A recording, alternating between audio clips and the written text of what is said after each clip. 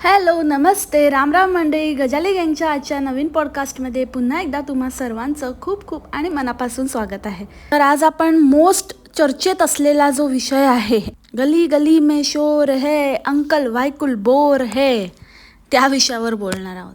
अरे बापरे, असं मुलगा नाही आजोबा झाला आहे यांच्या घरात, असे सगळे बिहेव करतात आणि इन्क्लुडिंग त्यांची डॉक्टर. परत तोच प्रश्न डोळ्यासमोर उभा राहिला की काय चाललंय काय, आणि असा भेदभाव का? म्हणजे मुळात भेदभावचा प्रश्नच नाही आहे. ज्या गोष्टी नाही म्हणजे नाहीच, कोणालाच नाही, काही ठिकाणांचा, काही जागांचा एक डेकोरम असतो आणि तो मेंटेन केलाच पाहिजे. तिथे जी शिस्त पाळली जायला हवी ती पाळलीच जायला पाहिजे. जिथे जे नियम आहेत ते नियम सर्वांना समान लागू झालेच पाहिजेत. हे तर सरळ सरळ म्हणजे तुम्ही सेलिब्रिटी, म्हणजे जे सेलिब्रिटी पण नाही आहेत त्यांना काय सेलिब्रिटी म्हणायचं, पण सो कॉल्ड किंवा त्या डॉक्टरला वाटत असतील किंवा काहीही असेल तर त्यांना एक वेगळी वागणूक आणि बाकीच्यांना एक वेगळी वागणूक, हे बरोबर नाही आहे. किती गोंधळ, किती नातेवाईक, काय अर्थ आहे का त्याला? जर ह्याच्या जागी दुसरा कोणता तरी पेशंट असता आणि त्यांनी असं धिंगाणा केला असता, मेन तर ती मैना, त्या मैनाचा आवाज तर बाप रे बाप, नुसता गोंधळ. ती आणि तिचे ते बापूजी, आता शिस्तीत म्हणायचं म्हणून बापूजी, तर ते जे काही आहे ते ते अगदी सारख्याला वारखे आहेत आणि असं वाटतं की या माणसाची डिलिव्हरी झाली आहे. अरे बाबा, तुला काय काम धंदे काय आहे की नाही आहे? अख्खा दिवस तो कॅमेरा घेऊन आपलं फिरत राहायचं, तिथेच बसून राहायचं, कंटेंट गोळा करायचं. इतका हपापलेला माणूस आहे ना हा, की याला अजिबात असं काही वाटत नाही की जाऊन जरा घरी जावं, घरी पाहावं, काय करावं, थोडा ब्रेक द्यावा. त्या बायकोला पण कसा वीट येत नाही याचा काय माहिती. तिथेच बसलेला असतो दिवस रात्र. आणि काय म्हटलं तर म्हणणार, भक्त म्हणतील की नाही त्याचं प्रेम आहे, ते त्यांचं बॉन्डिंग आहे, ते किती चांगला नवरा आहे, किती चांगला बाप आहे, बायकोला सोडूनच जात नाही. कसलं काय, एक नंबरचा रिकामटेकडा माणूस आहे. नुसते पचाड पचाड, पाक पाक पाक पाक अख्खा दिवस वाजत असतो आणि तिथेच बसून असतो ह्यासाठी की कंटेंट गोळा करायचं आहे त्याला, बाकी काही नाही. कधी काय मुमेंट होईल, काय मिळेल असा एक क्षण कुठला तरी कॅप्चर होईल आणि ज्याने आपल्याला व्हायरल होता येईल, याच तादमध्ये आहे तो बसलेला. आणि मैनेच्या अंगात तर अगदी ॲक्टिंग अशी ठासून भरली आहे ना, इतकी मुरली आहे काय विचारून सोय नाही. जेव्हा त्या बेबीला बाहेर आणलं क्लीन करायला, तेव्हा ही बाहेर उभी राहून इतका गोंधळ घालत होती, त्या रूमच्या बाहेर उभी राहून, की त्या नातेवाईकांना किंवा तिची जी मावशी आहे तिला सांगायला लागत होतं की मैना हळू, मैना आवाज नको करू. म्हणजे तिची एक्साइटमेंट लेवल ॲट पीक होती. आणि जसं वडील बाहेर आले तर त्यांच्यासमोर अगदी डोळे बिळे पुसते. त्याच्या आधी तर एक टिप्पूस नव्हतं डोळ्यामध्ये, हां, की जरा पण काही असं म्हणजे भरून आलं नव्हतं. तेव्हा तर नुसता गोंधळ घालत होती आणि अचानक एकदम डोळ्यात पाणी आलं. किती ॲक्टिंग, किती फेकनेस ना, ते किती असावं आणि कसं म्हणजे कॅमेराला फुटेज द्यावं. ते या पोरीला ना अक्षरशः म्हणजे आईबापाने बाळकडू दिलं आहे, त्याचं बाळकडू. पण ना मला खरंच असं तिला काही बोलावं किंवा असं काही वाटत नाही. कारण का, मला जेन्युइनली असं वाटतं की जसं आपण घडवतो तशी मुलं असतात, तर त्याच्यामध्ये तिची काहीच चूक नाही आहे. तीही एक मातीचा गोळाच आहे. आईबाप जसं घडवत आहेत तशी आपली घडते. तिला काय कळतं आहे?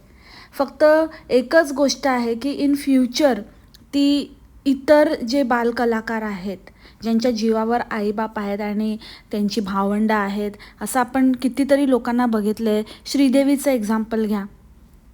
ती लहानपणापासून काम करत आली आहे. पहिले आई-वडिलांना कमावून दिलं, मग नवऱ्याला कमावून दिलं, मग मुलींना कमावून दिलं, मुलींना सेट करून दिलं, मुलींना तिचं वापर करून घेतला नावाचा. तर अशी स्थिती नको. म्हणजे एक कमावण्याचं साधन आणि एक फक्त म्हणजे त्यांच्यावरती अख्ख्या कुटुंबाची जबाबदारी, लहानपणापासून त्या व्यक्तीला त्या अख्ख्या कुटुंबाच्या जबाबदारीचं ओझं व्हावं लागतं, ह्यापेक्षा दुःख नाही. आणि एवढे धडधाकट हातीपायी नीट आणि इतकं पचाड करणारे आईबाप असताना ती तर बापरे, तिची आई तर आणि पाणी आणि मोठं बोलायला शिक आधी. केस बांधायचे आहेत, केस नसतात, ते केसच असतात. एक पण केस असतो आणि अनेक पण केसच असतात. केस बांधते. कोणी घेतलं यांना मराठी इंडस्ट्रीमध्ये? आणि काय यांना साधं इंडस्ट्रीतल्या लोकांना मराठी बोलता येत नाही, यापेक्षा अजून खेदाची गोष्ट काय असू शकते? म्हणजे ही नाही आहे ॲक्च्युअल इंडस्ट्रीमधली, पण हिची पोरगी तर आहे आणि तिच्या जीवावर हीच मोठी हिरोईन असल्यासारखी वागत असते, फिरत असते आणि हात लावेन तिथून पाणी काढेन अशा आविर्भावात असते. आणि हे पाहिजे, ह्याची किंमत एवढी आहे, ह्याची किंमत तेवढी आहे. आणि अगेन त्याच महागड्या गोष्टी घ्यायच्या. कोणाच्या जीवावर आहे? कोणाच्या? काय करतो काय बाई तुझा नवरा? किंवा तू काय करतेस? हे मुलीला पुढे करून आधी मुलीकडनं कमावून घ्यायचं आणि मुलीच्या फेमवर स्वतः मोठं व्हायचं. हेच चाललंय तुमचं. लाज नाही वाटत का तुम्हाला? आणि जसं सगळे नियम हे लोक धाब्यावर बसवतात, तसं यांच्या प्रथा परंपरा पण सगळं काही सबसाईड होतं, सगळं बाजूला होतं. घरचे पण काही बोलत नाहीत. कारण काय आहे, आता छपाई करायची असं आता निठल्ल्या आईबाबांकडनं अजून काय होणार ना. अशी निठल्ली मुलं असली की त्यांच्याकडनं काही होऊ नाही शकत. तर त्यांचं पोट ज्याच्यावर आहे ती गोष्ट मग एक्सेप्ट करावीच लागते. म्हणून मग घरचे पण मोठे जे आहेत ते ह्यांच्यापुढे हात टेकतात. जाऊ दे बाबा, चाललंय ना तुझं हे व्लॉगिंगवर, चांगलं चाललंय ना, चालू दे, काय करतोस ते कर, असं झालं आहे ह्यांचं. तर त्यामुळे आता फ्रॉम द स्क्रॅच नवीन कपडे आणल्यात. फक्त दाखवायला अगदी दाखवलं की आम्ही ना अजून ठेवले आहेत मेमरीज, किती सांभाळून ठेवलं आहे. आमचं असं काही प्लॅन नव्हता, पण तरी पण आम्ही ना हिचे कपडे सांभाळून ठेवले वगैरे. मग कशाला मग नवीन घेतले? मग ते घालायचे ना. लहान बाळाला चालतं, मुलाचे आणि मुलीचे काही फरक नाही पडत. आणि सगळेच कपडे आपले काही मुलगी होती म्हणून पिंक असतात असं नाही आहे ना. वेगळे वेगळे क्रीम कलरचं असतं, ग्रीन कलरचं असतं, येल्लो कलरचं, म्हणजे जे असे न्यूट्रल कलर आहेत ते पण कपडे असतीलच ना. ते चाललेच असते की बाळाला इनिशियली तरी. म्हणजे ह्यांना डॉक्टर पण नाही सांगत की कोणीच नाही सांगत. अगदी नवीन, अगदी ते क्रेडल पण ह्यांनी पाळणा ठरवून आले होते. मुलगा झाला तर ब्ल्यू आणि मुलगी झाली तर पिंक. हे कोणी सांगितलं? कोणी ठरवलं? उगाचच काहीतरी आपलं स्वतःच. कोणती बाबा अजून एक आगाऊ, इतकं जीजू बोलून नुसतं कानाचे पडदे म्हणजे फाटायला झाले. नुसतं इतका वेळेला अख्खा वेळ जीजू आणि तिच्याच हातात कॅमेरा दिलेला. बहुतेक तिचं पण व्लॉगिंग चॅनल असावं. या महिन्याची मावशी आहे वाटतं ती. इतकी पचाड कंटिन्यूस. 1 मिनिट गप ना बाई, गप एकदम गप. इतका गोंधळ बापरे. एवढं डिलिव्हरीच्या वेळेला कसं? डॉक्टर तर सोडाच, नर्सने पण आपल्याला फटकारलं असतं. नर्सने पण सांगितलं असतं की 2 माणसं इथे उभे राहतील, बाकीच्यांनी बाहेर थांबा वगैरे. हे काय चाललंय? पूर्ण सगळं दुनियाभरची लोक तिकडे येऊन आणि आलेत, शांत पण नाही बसत आहेत. इतका आवाज. बाकी कोण पेशंट वगैरे आहेत की नाही आहेत का? कुठलं तरी पडीक हॉस्पिटल आहे जिथे कोणीच येत नाही ह्यांच्याशिवाय. आणि जर असतील तर त्यांचं काय हे नाही आहे का? त्यांनी काय पैसे नाही दिले? त्यांना फुकट ठेवलं आहे ह्यांचं सहन करायला? त्यांना त्रास होत असेल तर त्यांचं कोण बघणार? काय कोणाची दुसऱ्याची डिलिव्हरी झाली असेल, ते झोपले असतील, आराम करत असेल, बाळ आराम करत असेल, ह्यांचं काय आहे? किती आवाज? काय शिस्त आहे की नाही आहे? बाकीच्यांचं तर सोडूनच द्या, हे तर तिला पण आराम करायला आत्ता नाही कळणार. आणि ना मला असं वाटतं की ह्यांना ना हे कळूनच चुकलं पाहिजे. काहीतरी त्या गोष्टीचा त्रास झाल्याशिवाय ह्यांना नाही कळणार की का लोक असं सांगतात किंवा का ह्यांच्या घरातले मोठे तर म्हणतच नाहीत. पण पहिले पण एक डिलिव्हरी झाली आहे ना जेव्हा महिन्याच्या वेळेला, तेव्हाचा काळ विसरली का ग बाई तू? की कसं काय करायचं असतं? ना कानाला बांधलं आहे ना काय आहे, आणि ही एक बाई अशी आहे ना की हिला ना असा खूप मोठेपणा दाखवायचा असतो. ही पण त्यातलीच आहे की मी सगळं करते, मी घरातली सगळी कामं करते, मीच घरातली ग्रेटेस्ट ऑफ ऑल आहे, गोट आहे आणि मी सगळं काही माझ्याशिवाय काहीच मॅनेज होऊ शकत नाही. हिला पण असं आहे. मुद्दामून त्या आता डिलिव्हरी झाली तरी जरा पण आराम नाही. कोणी भेटायला आलं तरी बसून राहायचं आणि मग त्यांना इन्स्ट्रक्शन द्यायचे, इथे घरी हे ठेवलं आहे ते बघा, तिथे ते ठेवलं आहे ते बघा, हे करा ते करा.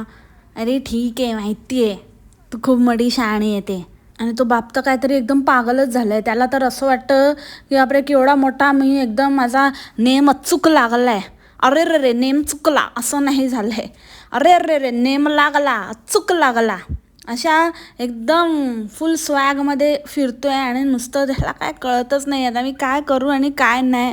मला अजून एक जॅकपॉट लागला भाई. आता तर मी असंच छापणार आहे फुल एकदम.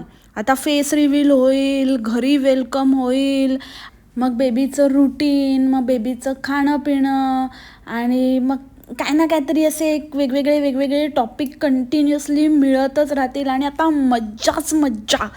वाव. आधी एक होतं, आता दोघांकडनं मी खोऱ्याने ओढणार. Double lottery, double bonanza offer. जे चुटूरपुटूर काम करत होतो आता ते पण करावं नाही लागणार. आता बस मी इकडेच यांच्याच अवतीभोवती फिरत राहणार. घरच्यांना पण देत असतो वाटतं चिरीमिरी, त्याच्यामुळे घरचे पण अगदी कौतुक सांगत असतात त्या महिन्याचं. कारण तीच आहे ना मेन सोर्स ऑफ इन्कम. तिच्यामुळे सगळ्यांना चिरीमिरी मिळते, थोडे मज्जा करायला मिळते, म्हणून त्यांना पण भारी कौतुक.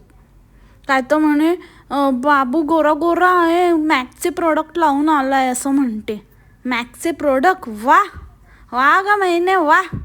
एवढीशी चिमकांडी, हिला मॅकचे प्रोडक्ट आणि हे ते बरोबर माहिती. आणि काय माहिती आहे का, ते पण माहिती असेल की कितीला येतात, किती पैसे लागतात, मग ते पैसे कसे कमवायचे, त्याचं ट्रेनिंग पण दिलंच असेल ना आईबापाने. सो सॅड असं ऐकायला. आणि ह्या लोकांना त्याचं कौतुक वाटतं, हे खूप विचित्र आहे. आणि एकूणच असं हे वारंवार सिद्ध होतं आहे की पैसा बोलता है, पैसा नाचता है, पैसा सब कुछ खरीद सकता है. अगदी डॉक्टर पण, ती जी डॉक्टर आहे त्याचे पण काही कॉमेंट्स होत्या की ती ॲक्च्युअलमध्ये अशी नाहीच आहे इतर पेशंट्स बरोबर. She is totally different, she is quite strict. आणि इथे काय थिल्लरपणा लावला आहे. अगदी बसली आहे काय त्यांच्याबरोबर फोटोज काय घेते आहे आणि एक नाही असं वेगवेगळ्या पूर्ण फॅमिलीबरोबर घेते आणि सिंगल फोटो देते. काय म्हणजे सेलिब्रिटी डॉक्टर होण्याचा चस्का लागला का ताई तुम्हाला? की अजून म्हणजे जे पण आहेत आता, जसं ते कुठला तो फ्लॉप स्टुडिओ आहे ना, तिथे कसे सगळे हिच्या नावाखाली जातात, ही तिथे जाते, म्हणजे ते सस्त्या सेलिब्रिटींचं जाण्याचं ठिकाण बनलं आहे. तसंच या ताईंना पण सस्त्या सेलिब्रिटींचं डॉक्टर बनण्याची जाम हौस आली आहे असं वाटतं मला. त्याचबरोबर हे पण लक्षात ठेवा, ज्या प्रकारचा गोंधळ हे घालत आहेत, ज्या प्रकारचं बिहेवियर ह्यांचं आहे आणि तुम्ही ते टॉलरेट करत आहात, जर दुसरी व्यक्ती आली ह्यांचं बघून आली तर ती पण हेच एक्सपेक्ट करणार आणि मग त्यावेळेला तुम्ही त्यांना अडवू शकत नाही. आणि जर यांनी अडवलं ना तर अरेला कारे विचारायची तयारी तुम्ही पण ठेवा. हे मी सगळ्यांना, ज्यांनी कोणाच्या कानावर हे पॉडकास्ट पडत असेल, मुद्दामून करा असं नाही, पण जर त्यांना चालतंय तर तुम्हाला का नाही? मग सगळ्यांना चाललं पाहिजे नाही का? नाही, मुळात आपण असं करणारच नाही ना, कारण आपल्याला देवाने बुद्धी दिली आहे, आपल्याला आपल्या माणसांची काळजी आहे, आपल्याला आपली प्रायव्हसी जपायची आहे, आपल्याला थोडी ना चव्हाट्यावर मांडायची आहे. आणि लोकांना पण काय काम धंदे नाही, स्वतःच्या घरच्यांचा एवढा विचार करता का तुम्ही? एवढं स्वतःच्या घरच्यांचं एवढं त्यांच्या जवळ जाऊन त्यांची विचारपूस करता का, जितकं इथे तुम्ही त्यांच्या कमेंट बॉक्समध्ये फुकटचं ज्ञान देत असता, ज्यांच्याकडे ते ढुंकूनही बघत नाहीत. इतकी नावं सांगितली आहेत, नुसते असे वेड्यासारखे नावं सांगत सुटले आहेत. तुमच्या सांगण्यावरून तुमचे सगळे नावांची लिस्ट वाचून त्याच्यावरून नाव ठरवणार, हे कसला तुम्हाला फालतूचा कॉन्फिडन्स आहे रे? आणि एक व्यक्ती तर काय कालप्रदोष आहे ते बघून घ्या, आणि दुसऱ्याचं काय चांगला मुहूर्त आहे, खूप चांगल्या मुहूर्तावर झालं आहे, तुम्ही ते नोट करून घ्या, खूप छान. अरे आता ह्याचं ऐकायचं की त्याचं ऐकायचं? तुम्हाला विचारलं आहे का कोणी कालप्रदोष आहे की प्रदोषात काल आहे ते? उगाच काहीतरी आपलं काय म्हणजे इतके फुकटे आहेत ना, हे काय अर्थच नाही त्यांच्या फालतूच्या कमेंट्सना. आणि तिच्या वडिलांबद्दल, दादा तू आम्हाला दाखवलंस, लगेचच्या लगेच सांगितलंस, ते खूप बरं केलं, आणि तुझ्या एवढ्या बिझी स्केड्यूलमधनं तू वेळात वेळ काढून आमच्यासाठी व्हिडिओ बनवतो. अरे कशाला रे बाबा, तुम्हाला एकतर दुसऱ्याच्या घरात काय झालं आहे, काळं की गोरं की काय, आणि तुम्हाला काय एवढं पडली आहे एकतर. आणि दादा कुठले मोठे उपकार करतो, दादाला कुठले मोठे एवढे कामधंदे आहेत, कुठलं त्याचं बिझी स्केड्यूल, जरा सांगाल का? Will you please elaborate? अरे तुमचा दादाच बाळण झाल्यासारखा वाटतोय पडीक कुठला.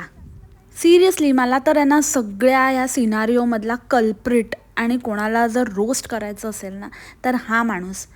म्हणजे मला ते दोघंही म्हणजे as a couple equally at fault आहेत, बट त्यातल्या त्यात हा माणूस, हा तर जरा अतिच आहे. उगाचच फुकटच्या फुशारक्या मारणारा, मुलीच्या जीवावर आणि आत्ता मुलाच्या पण जीवावर एनकॅश करू पाहणारा बाप. आणि जरा तिला तिचं बालपण जगू द्या, तिला तिच्या वयाप्रमाणे. आता तर ते शक्यच नाही आहे, कारण ते आता निघून गेलेलं आहे. आणि आता तर तिला ते ताईचं टॅग लागला आहे, त्याच्यामुळे तर ते आता बोलून त्या गोष्टीवरती काही उपयोगच नाही आहे. त्याच्यामुळे मी आता ती गोष्ट बोलणारही नाही आहे. पण एक सिम्पलचं तुमच्या घरातलंच उदाहरण आहे. तो चिऊ बघा आणि तुमची मैना बघा. ते चिऊचं बालपण बघा, त्याचं वागणं बघा, आणि तुमच्या मैनेचं वागणं बघा. तुम्हाला रिअल आणि फेक ह्यातला फरक स्वतःलाच जाणवेल. दुसऱ्या कोणी सांगण्याची गरजच नाही आहे. वयाने लहान पण अकाली महान अशी काहीशी स्थिती त्या मैनेची आहे. आणि जसं मी आधी बोलले की आता कंटेंटची काही कमी नाही आहे, खूप छापणार आहेत, एकावर एक. ठीक आहे, तुम्ही तिथे छापा, मी इथे छापते, मी आहेच. तुमच्या तिथे छान छान कंटेंट आलं की मला पण इथे छान छान रोस्ट करायला मिळणार. So carry on. असो तर मग मंडळी, ह्याच नोटवर आजचं पॉडकास्ट इथेच थांबवते. आय होप तुम्हाला आवडलं असेल. भेटूया आपण नवीन पॉडकास्टमध्ये नेक्स्ट टाईम नवीन टॉपिकसोबत. तोपर्यंत खा प्या मस्त राहा आणि स्वस्थ राहा. Take care. बाय. मासलामा.